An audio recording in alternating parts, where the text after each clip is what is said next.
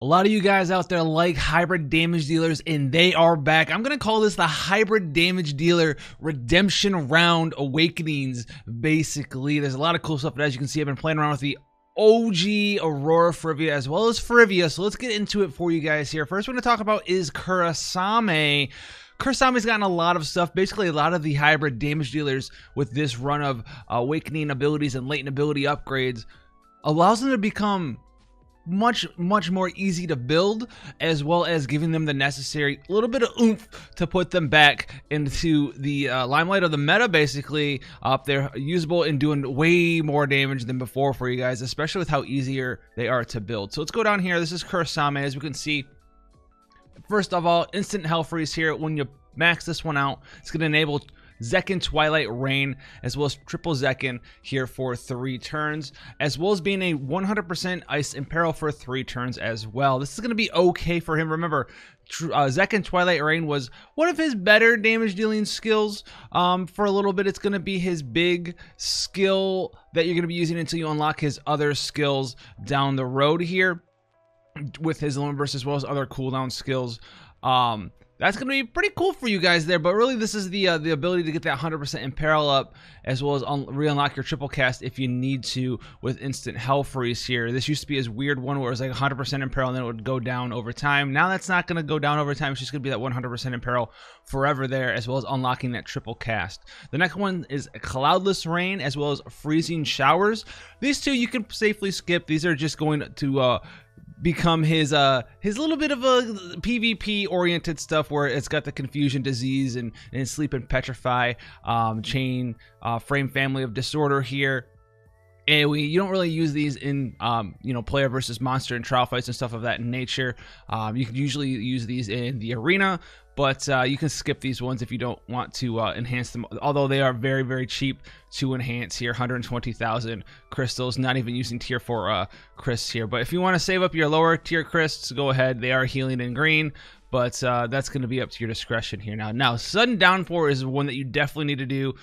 You're going to see a little bit of a change here with all of these hybrid damage dealers. We're going to have 2 relatively equally hard-hitting skills. One of them is going to be slightly weaker than the other, and the one that's going to be slightly weaker is going to be their big Imperil hitting skill. So Sudden Downpour +2 you definitely want to go and get. It's going to be a 120% Ice Imperil for 5 turns, and it's going to be a 23 times multiplier here.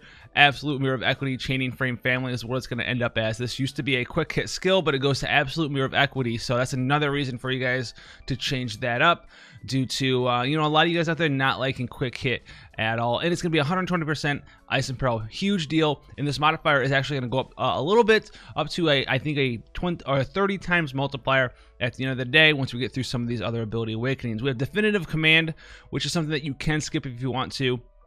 It is a cheap one to enhance, but a lot of you guys out there are saving up your support, Chris, whatever it is that you have access to, because all this is going to do is 150% attack and magic buff for your entire team for 5 turns, with 100% ice resistance buff as well. Double Zekken +2 you definitely want to get. This is going to add other skills to his dual cast: Blizzaja Sword, Definitive Command, Instant Hell Freeze that we talked about with the buff, Diamond Rain, Ice Magic Unleashed, and Summon Eidolon. His cooldown skills at +2 also are allowed to be double cast, which is huge because Ice Magic Unleashed, Diamond Rain are some of his better skills. One of those was his big cooldown skill to get a lot of buffs. The other one is going to be a giant hard-hitting attack. So let's get into these two right now. Ice Magic Unleashed +2. It's going to be a 6-turn cooldown available on turn 1. Way shorter than it was before. It's going to give you a 6-turn 250% attack and magic buff. It's going to give you 6 turns of 100% ice resistance. It's going to give you 6 turns of ice imbue to the caster. Then it's going to give you 6 turns of triple Zekken and Zekken Twilight Rain +2. So you definitely want to max this one out. It's going to be core to using Kurasame.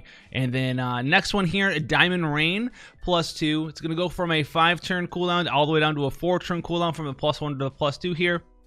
And the multiplier is going to go to an 84 times Ice Hybrid Damage multiplier, Aurora Chaining Frame Family. So every 4 turns, you're going to pop this off with one of your other skills or so, and you're just going to go in there and hit him with the Diamond Rain. So very strong skill here with Ice Hybrid Damage, Diamond Rain. Obviously, if the boss is immune to ice damage or absorbs ice damage, you won't be using Diamond Rain +2 here, but very strong skill for Kurasame to be using, so definitely pick that one up as well. Now this one right here, Intimidating Stance, this is going to be a passive for him at +2. It's going to give you 80% attack and magic, 150% true double hand attack, 150% true double hand magic, and a 7 times multiplier to Zekken Cloudless Rain, Freezing Showers, and Sudden Downpour, and then a 10 times multiplier increase to Twilight Rain as well. So this is where a lot of those multiplier increases come from. That's why that 23 we talked about goes up to a 30, etc., etc. And then his last passive here, the Ice Reaper +2. This is going to be his trust ability. Once it's +2, you get 50% MP, 30% HP defense and spirit, 50% ice resistance, upgrade your limit burst, 5% MP recovery per turn, and auto casts the Ice Reaper +2 at the start of the battle. And as we can see, Zekken Twilight Rain +2 here is going to be a higher damage 30 times multiplier to one enemy, but due to Zekken Twilight Rain getting a 10 times multiplier increase from the Intimidating Stance +2 passive, it's actually going to be a 40 times multiplier for him to go ahead and do there. And then obviously he still has triple Zekken as well. His limit burst here, the upgraded version here, all the way down, is going to give you triple Zekken and Zekken Twilight Rain +2 for 3 turns, as well as a 250% attack and magic buff and a hybrid 45 times multiplier, as well as a 120% ice resistance in peril. So if you've been looking for a strong hybrid unit, you don't have Elena, you've been like looking at Elena's going, man, I wish I had someone that did hybrid damage to do some good damage. He's going to be an option for you. The one thing that holds Kurasame back in compared to a lot of the other characters that are part of this update, if you would call it an update, he's really ice locked to a lot of his damage, just because a lot of his attacks are straight up just ice and ice only, as well as his super TMR and TMR aren't the greatest things in the world. His super TMR on him specifically, not that great. He's a true double hand unit. This is a one-handed sword, not that big of a deal, except for you have no variance whatsoever, so you can be losing a lot of damage, a significant portion of your damage due to him wanting to use a two-handed weapon, and this is not a two-handed weapon. And then his TMR, not the greatest thing in the world. It is 40 flat attack, 40 flat magic. It's going to prevent you from using better accessories if you do have better accessories. However, if you don't have better accessories, then you're not really hurt by the Ice Blade hilt as much as you would be with other characters. Now, let's talk about the Machina real quick. This is going to be super prevalent to someone who just started the game, possibly, and has access to Machina as their only breaker, because as you can see, Stunning Slash and Siphon Sword are breaks that are 70% that you have to cast pretty much every turn over and over, but they're available at 5 stars. So if you're a newer player, these are the two things you're really going to want to get on Machina. Machina is not going to be doing top tier damage, but here we have Stunning Slash +2 and Siphon Sword +2. If you +2 these out, these breaks go up to 75% attack and magic breaks for 2 turns. So you're able to go back and forth and back and forth and back and forth with these 2 skills, and you will be able to have a full-time 100 or a 75% attack, defense, magic, and spirit break on a character or on a boss or a trial or a monster or whatever it is that you're doing with a 5-star character, as low as a 5-star character. But you don't need him to be 7-star for that. The rest of his ability awakening is not that big of a deal. He does have ice and lightning and fire resistance of 100% for ice and lightning, and 120% in peril for fire as well. But he does get True Dual Mastery, and he also gets Awakening +2 for a 250% attack buff, as well as Rush Blade +2, as well as some other minor buffs to his attack, defense, magic, and spirit, but nothing super insane. 60% True Dual Wield, Elemental Eager and Rush Blade get a 3.5 multiplier increase. Rush Blade will be 7.75 mod with ignore 50% defense, so it'll be up there. It'll be like a 21, 22 times multiplier, so he could do some decent stuff. So pretty good actually. If you do have him at 7-star, if you want to kit him out, use him as your breaker / damage dealer with absolute mirror of equity. That could be something that you're able to do here with a Machina. He's not going to be top tier or anything of that nature, but he is there definitely if you want to use him in your party for a breaker and a decent damage dealer, and that little bit of a niche there for you. Now we do have the last two. We have Aurora Fryevia and Fryevia. Aurora Fryevia has both awakenings as well as latent ability skills. So let's get in here with Aurora Fryevia. I've been messing around with her. She is so fun to play with, and I actually think she is the best hybrid damage dealer in the game right now, beating Elena on raw damage over time. So let's get in here with Aurora Fryevia.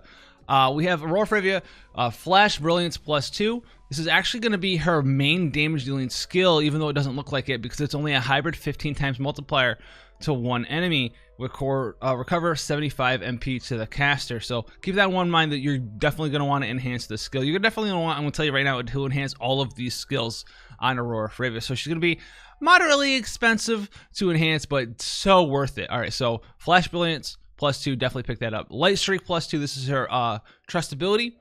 50% attack, 50% magic, 100% true double hand attack, 100% true double hand magic, 50% limit burst gauge fill rate, auto cast triple flash at the start of the battle or being revived. Definitely pick this one up. It's going to make her easier to gear, give her more bonus stats. Definitely pick this up, 100%. Flash Furious Radiance +2. This is going to give you a 120% light imperil for 3 turns to one enemy. This is going to be her go-to second highest damage dealing skill, with the light hybrid damage 20 times multiplier, 120% lightning or light imperil, divine ruination. So if the boss is immune to light, you're definitely going to use that light imperil and start doing light damage there. It's going to be a good time for you with the 120% imperil. We have Wielder of the Light +2.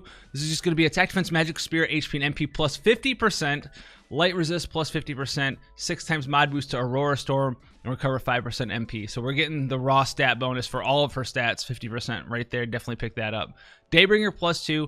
This is going to be another passive. It's going to give you 50% true double hand attack, 50% true double hand magic. It's going to give you a 5 times mod to Flash Brilliance, etc., etc., etc., +1 and +2. A light multiplier of 6 times multiplier to Flash Luster and Purge, and then a 15 times multiplier to Flash Dazzle and Flash Endless Punishment. So Flash Brilliance in here, the normal one, the +1, and the +2 version.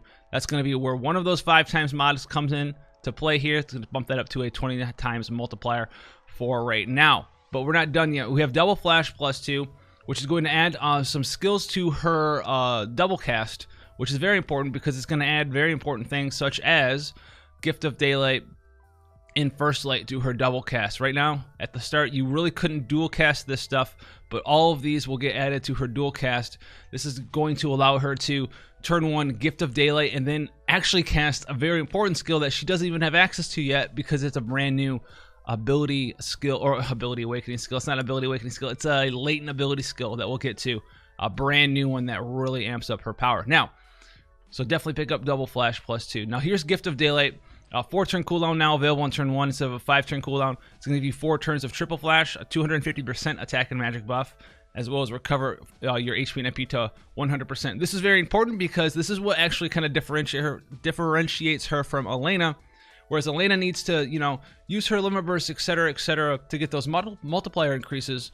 You don't have to do anything of that nature with Aurora Fryevia. You just have Gift of Daylight +2, then every once in a while you'll just recast Gift of Daylight +2 and spam out more damage dealing skills. This will keep your triple cast up 100% of the time, keep your attack and magic buff up 100% of the time, etc., etc. So there's no need to really limit burst and lay off your damage here.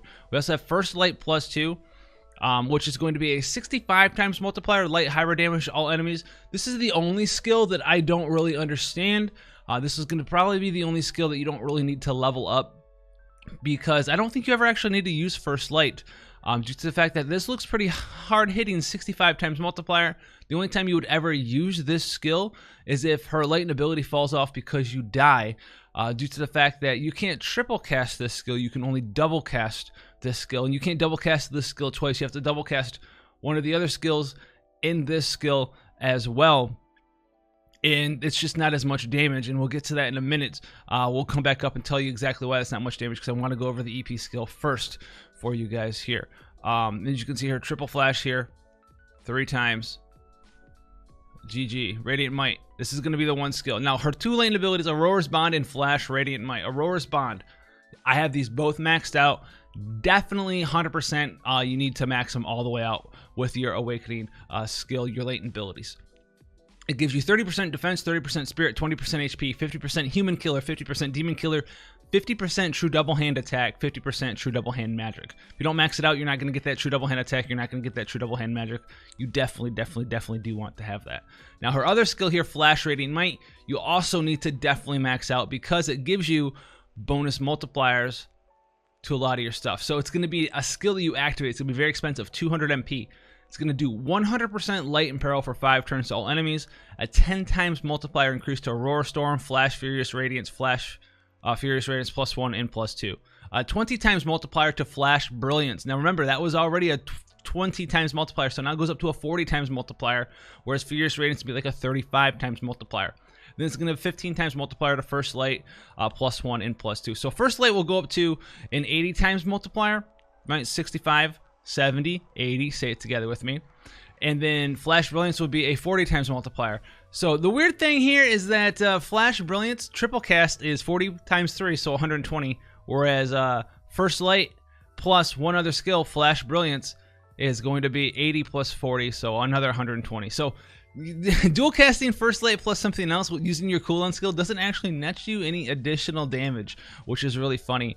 So that's why I was saying you might not need to, you know, put points into First Light. That's probably the one skill you can get away with there. But very, very powerful. Her Limit Burst, all it does is unlock Triple Flash. You'll never need to use it unless you die or something of that nature. But very, very strong skill. This does not have a cooldown either, so if you do die, you can just recast it. It does cost 200 MP, very expensive. But the other thing with Aurora Fryevia is that her main go-to damage dealing skill is going to be Flash Brilliance. And every time you cast this, you're going to get 75 MP back per cast. So every time you cast this skill, you're going to spend 55, gain back 75. It actually gains you 20 MP to do your damage dealing skill. So you should be pretty much. I've never run an MP. She's very, very self-sufficient in skills though. So she's gonna have a 35 times multiplier with Furious Radiance, 40 times multiplier with Flash Brilliance. Compared to Elena, you have a 52 times multiplier in burst on Elena's burst turn, 50 to 52 depending on what you're doing. And she can do that for 2 turns in a row, and then she needs to use her Limit Burst and cooldown skill again, so she doesn't really do damage for 2 turns. Her Limit Burst does damage, but it's not that much damage in compared to her normal rotation, her burst turns. Whereas Aurora Fryevia, you just do damage. You just do damage. You'll need to recast your triple cast cooldown skill once every 4 turns, and then you, on that same turn, can still do a little bit of damage with another damage dealing skill. You put up your Imperil again and keep going in hard and keep going in strong. Elena has a 75% Imperil to 100% Imperil, depending on what you're doing there with her cooldown skills, etc. Whereas Aurora Fryevia has a 120% Imperil. And then the other thing to separate them is that, listen, the bow is back, boys. So this is what I've been messing around with. This is going to be, depending on your gear, better than or as good as her super TMR build. And here it is. I don't have item world on it yet, but Artemis bow is actually really good. So if you've been able to beat Bloody Moon, Artemis bow on her is very, very strong. This helps you catch up with Elena and surpass her as well, due to the fact that it has higher variance on it. So it's got 100 and I think 1.5 average variance because it's a 2-handed bow versus 1.35 on Elena's special sword there. So in the item world rolls you can get on this, the rare ability for a bow now is 35% attack and 35% magic there. So you get a lot of cool stuff in there. Aurora Fryevia's suit is still very, very powerful. I do have Warrior of the Crystal and all that cool stuff messed around as well. I take off a Chocobo Adventure for a killer, but I wanted to see kind of where I could get in the builder. I do believe this exact build, but with the right item world rolls and an empty slot for a killer and pots and whatever, you get 2600 attack and 2600 magic. So it's pretty powerful. Look forward to more Aurora Fryevia in the future. Very, very strong character. Huge damage, all that good stuff. But let's not forget what she used to be here. This is going to be Fryevia, a very old school Fryevia. And all she has access to now, she already had her enhancements. All right, so we're going to go in and look at her latent abilities. She actually got latent abilities here as well. She got 3 of them, which is, I think, the first time anyone's gotten more than 2 latent abilities. So I'm liking this. Her abilities here, we have Aurora's Guidance 2, which is going to be a passive here. 8 times multiplier increase to Aurora Storm, Flower Assault, Frost Flower Blitz +1 and 2, and Frost Riposte. She's going to get 50% Demon Killer, 50% Human Killer, 50% True Double Hand Attack, 50% True Double Hand Magic. Then she gets a cooldown skill, Alez 2 here, 5 turn cooldown available on turn 1. 200% attack and magic buff for 5 turns, can't be dispelled. Recovers some MP over time with a refresh. 15 times multiplier for 5 turns to Aurora Storm, Flower Assault, Freezing Tempest 1/2 and the normal one. Frostfire Blitz 1/2 in the +1 as well. Frost Riposte and 5 turns of Saber Mastery. Saber Mastery is going to be her triple cast for you guys there. Then we have Freezing Tempest, or is it triple cast or is it dual cast? Yeah, it is triple cast. Okay. And then it's been a while. We have Freezing Tempest 2, which is ice damage, 20 times multiplier to one enemy, 100% ice resist down for 3 turns to one enemy, and bolting strike. So does she get Freezing Tempest multiplier here? So this is gonna be 35 times multiplier. And is there Freezing Tempest up here? No. What is Frostfire Blitz? 10 times multiplier. Okay, so just like Aurora Fryevia and Kurasame, she's gonna have a I'm going to assume a slightly weaker skill here with Freezing Tempest, where it goes up to a 35 times multiplier, but it's gonna give her Imperil of choice of 100%. And then we have access to a 15 times multiplier for Frostfire Blitz here, and then a 10 times multiplier for Frostfire Blitz here, so that's 25 extra. This is also makes Frostfire Blitz. Oh, then we have this one up here, Aurora's Grace, Frostfire Blitz. So, 15, 25. Wow. 33 multiplier increase. Someone probably was already in the comment section. I can't believe you, Hal. Oh, it's 35. Check it out, guys. I knew there was one more. That 33 made no sense. I was like, why would they do 33? What would they do 33 for? And then Aurora Storm. Let's see how strong Aurora Storm actually is. 8 mod here for Aurora Storm. And then is this also counted in here? 15 times. So 23 mod. 23 mod increase is just really strange. 23 mod increase, I don't understand. And then you can also get the buff from Elena, I think. Doesn't Elena give a buff to Aurora Storm? I'd like to see that as well. Or with Blade of the Future. Interesting. So you can make an all hybrid team. I don't have enough gear for that. I don't know if anyone has enough gear for that. But anyway, Fryevia is probably the weakest of the 3 between Kurasame and Aurora Fryevia. Aurora Fryevia, maybe she's not the weakest of the 3. Alez is pretty strong. Her multipliers are definitely the lowest of all of them. But Aurora Fryevia is definitely the takeaway from here. She's gonna be so strong. Look forward to a Aurora Fryevia demolishes the world. We'll probably be streaming later tonight as well for you guys out there on your holiday week, and we'll be chilling, having a good time. So hopefully we'll see you then. If you want to see more stuff like this, you know what to do. Hit that subscription button, notification bell on. Otherwise, you won't get notified, and I don't even know how you're watching this video right now, to be honest with you. You're a psychic. But until then, guys, I'll see you in the next one.